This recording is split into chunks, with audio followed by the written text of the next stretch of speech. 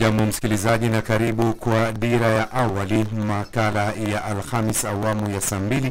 Mimi naitwa Omar Abu. Mimi nafahamika kama Ramla Abdi. Karibu sana. Na kutupigia bismillah taarifa zetu kwa kina asubuhi ya Alhamis hii leo ni kuwa gavana wa Nyeri Mutahi Kahiga ameondolewa kwenye wadhifa wa naibu mwenyekiti wa baraza la magavana, Council of Governors. Hatua hiyo imechukuliwa kwa kauli moja wakati wa mkutano usiokuwa wa kawaida wa baraza hilo ulioandaliwa hapo jana. Naam, hayo yametokana na hatua ya Kahiga kuonekana kudhihaki kifo cha waziri mkuu wa zamani Raila Odinga. Mwenyekiti wa baraza la magavana Ahmed Abdullahi amesema taratibu mkutano mwingine baadaye wa kumchagua naibu mwenyekiti mpya wa baraza hilo. Kahiga alinukuliwa kwenye video moja ambayo imesambaa katika mitandao ya kijamii akionekana kusherehekea kifo cha Raila wakati akihutubia hadhira katika eneo la Kieni. Kwenye video hiyo Kahiga anasikika akisema eneo la Nyanza lilikuwa likifaidika sana na miradi ya maendeleo, lakini kwa sababu Raila amefariki, eneo la Mlima Kenya sasa litafaidika. Tukisalia na taarifa zinazofungamana na masuala hayo ni kuwa gavana wa Nyeri Mutahi Kahiga ameomba msamaha kuhusu matamshi aliyoyatoa kuhusu kifo cha aliyekuwa waziri mkuu Raila Odinga na kutangaza kujiuzulu kama makamu mwenyekiti wa baraza la magavana.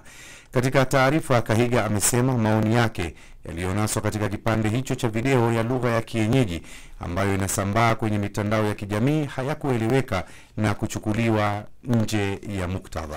Amesema matamshi haya yalitolewa wakati wa mazishi kijijini kwao na kukanusha madai kwamba aliyatoa wakati wa kusherehekea kifo cha Raila. Kahiga amebainisha kuwa maoni yake ya wakilishi maoni ya makundi yoyote ya kisiasa, jamii au baraza la magavana. Tukiendelea na taarifa zetu msikilizaji, ni kuwa tume ya kitaifa ya uwiano na utangamano NCIC imepuuzilia mbali kama taarifa ya uongo kwa vyombo vya habari inayosambazwa kwenye mitandao ya kijamii ikidai kuwa tume hiyo ilimuita gavana wa Nyeri Mutahi Kahiga kuhusu madai ya matamshi ya kikabila. Taarifa hiyo ambayo ilikuwa na nembo ya NCIC na ikadaiwa kutiwa saini na mwenyekiti wake Samuel Kobia ilidai kuwa gavana Kahiga aliitwa kufika mbele ya tume hiyo kufuatia matamshi yake. Hata hivyo NCIC imetupilia mbali taarifa hiyo kuwa ni bandia, lakini imedhibitisha kwamba inafahamu matamshi ya gavana Kahiga na wameanzisha uchunguzi. Tume imewataka wananchi kuhakiki mawasiliano yoyote rasmi kupitia tovuti yake rasmi na kurasa za mitandao ya kijamii zilizothibitishwa kabla ya kuamini au kusambaza taarifa hizo. Na naibu rais Profesa Kithure Kindiki amewataka viongozi kuheshimu jina na urithi wa aliyekuwa waziri mkuu Raila Odinga na kuepuka matamshi ya kudhalilisha na uchochezi.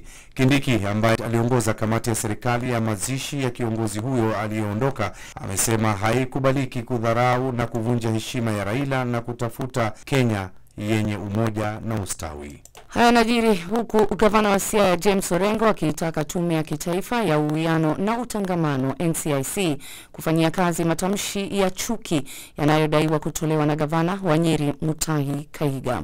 Orengo aliyeandamana na viongozi wengine waliochaguliwa kutoka kaunti za Bungoma na Migori amesema kuwa kuomba radhi na kujiuzulu tu kutoka wadhifa wa makamu mwenyekiti wa baraza la magavana hakutoshi kufidia dhambi yake. Matamshi ambayo pia yaliungwa mkono na waziri wa kilimo Mutahi Kagwe.